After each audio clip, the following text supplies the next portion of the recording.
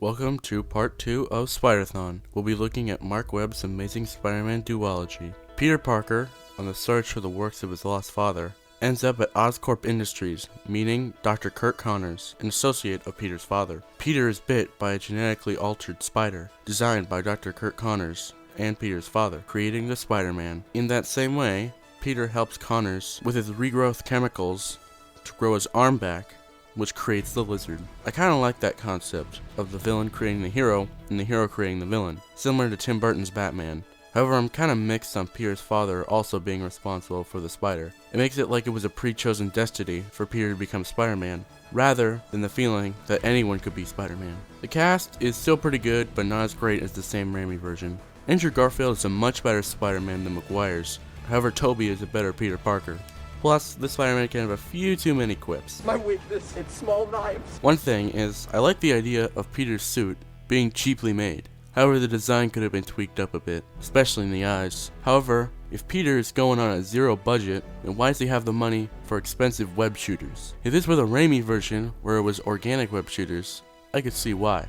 But if he's got enough money to make real web shooters that even the world's top scientists are finding difficulty with, then you should have just stuck with the more traditional suit, which we'll see in the sequel. Emma Stone is also great as Gwen Stacy, and I think her and Garfield's chemistry is more believable than Maguire's and Kirsten Dunst. I also like Martin Sheen's Ben Parker. I think it's a toss-up between him and Cliff Robertson being my favorite, but they're both pretty damn good. Although he should have just said the line. A principle, really.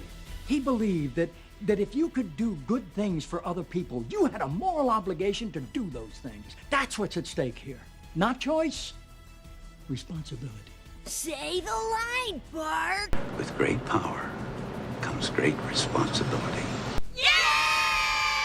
Another thing about Ben is that I much prefer the way his killer was handled in this version, making it be just some anonymous crook that Peter was so close to catching, rather than someone he just kills right away, or be a villain he's gonna fight in a future movie.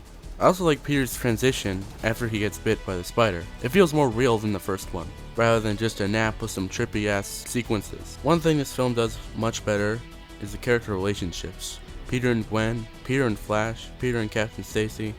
I feel like it's a much more human story, similar to Marc Webb's 500 Days of Summer, his previous film. It's nice to know Webb's style is still seeping through into this very corporate remake. That's a fact. Regardless of the film's quality, it is very corporate. No joke, what I remember most before rewatching it was a Skippy peanut butter ad that came with the DVD and Carl's Jr. having Amazing Spider-Man toys. The film is also one of the fastest remakes ever. I mean, Spider-Man 3 only came out 5 years ago, and the first one only came out 10 years ago. For context, people thought the length between Batman and Robin, 1997, and Batman Begins, 2005, was too short of a gap between reboots, and Batman and Robin wasn't even the first in the series. By the way, this film was supposed to be Sam Raimi's Spider-Man 4, but the idea was scrapped to bring a new face to the franchise. They stole it from me, Carmine! They took it! That was today! Today! The Amazing Spider-Man has a lot of issues, and drags a bit, especially in the third act, but it's a lot better than I remember it being as a kid. The film's strong suit is definitely the character relations, and Peter and Gwen's relationship. The film is definitely not as good as the Sam Raimi version, but overall, not bad. 3.5 eggs out of 5. Eggs? Organic, got it. When it comes to 2012 Marvel movies, The Amazing Spider-Man had some competition, that being The Avengers, which implanted the idea of a cinematic universe into audiences' mind and grossed over $1.5 billion. Sony wanted a piece of that CU pie and decided to make a Spider-Man cinematic universe based off The Amazing Spider-Man. They started off this universe with The Amazing Spider-Man 2. I'm not even gonna bother with a plot synopsis of this one, because if I think about the plot of this piece of crap anymore, I'm gonna have an aneurysm. So let's go on to what I liked about the film. All three things. Number 1. The suit looks a lot better in this one. Looks more comic accurate. Number 2. The infamous Gwen Stacy scene was pretty cool, but the web coming out like a hand was pretty stupid. Also, the foreshadowing in the movie was really fucking obvious. I know we all think that we're immortal. We're supposed to feel that way. Like our brief 4 years in high school. What makes life valuable is that it doesn't last forever. What makes it precious is that it ends. And the third and final thing I liked about this movie is that I watched it on my PS4 instead of my regular DVD player. Cause on the PS4 you could play movies at 1.5 speed, so the movie could end faster, thus my misery ending faster. Okay, now on to the 69,000 things I didn't like about this. The villain's design is so bad in the movie. Electro looks nothing like the character, Goblin looks like a meth head, and Rhino is just a bald Russian guy with tattoos and a robot suit. I also didn't care for Jamie Foxx in this movie. He's great in other things like Soul and Django, but here he was bad. Laughably bad. I don't know, maybe it was just the direction. Good. Got it. Great. Good. This is one where I laugh.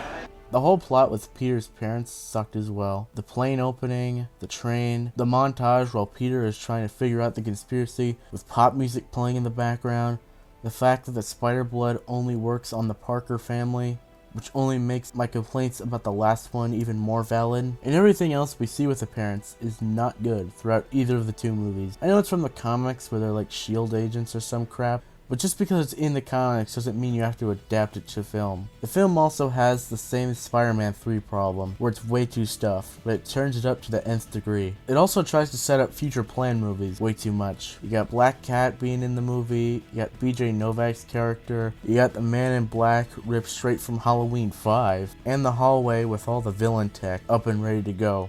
Okay, so think about this for a second. What's Doc Ock's story in the Raimiverse? A well-meaning scientist goes too far with an experiment, causing robotic tentacles in his back to overtake his mind and turn him into a monster. What's his backstory in this universe? He got a backpack. Anyway, I don't want to talk about this movie anymore. It pains me just to think about it, and I just want to go to bed. 1.5 birthday candles out of 5. It's my birthday. Now it's time for me to light my candles. After the flop that was The Amazing Spider-Man 2 and the infamous Sony email hack that revealed ideas for Spider-Man trying to pander to millennials with Snapchat humble bragging and electronic dance music, also a planned Aunt May movie, Sony decided to make a deal with Marvel and Disney to have Spider-Man come home. Hey, well, look at the bright side. At least this cinematic universe survived 2 whole movies into it. Congratulations, Sony! You beat the Dark Universe. Anyway, check back next week. I'll be looking at John Watts' MCU Spider-Man movies.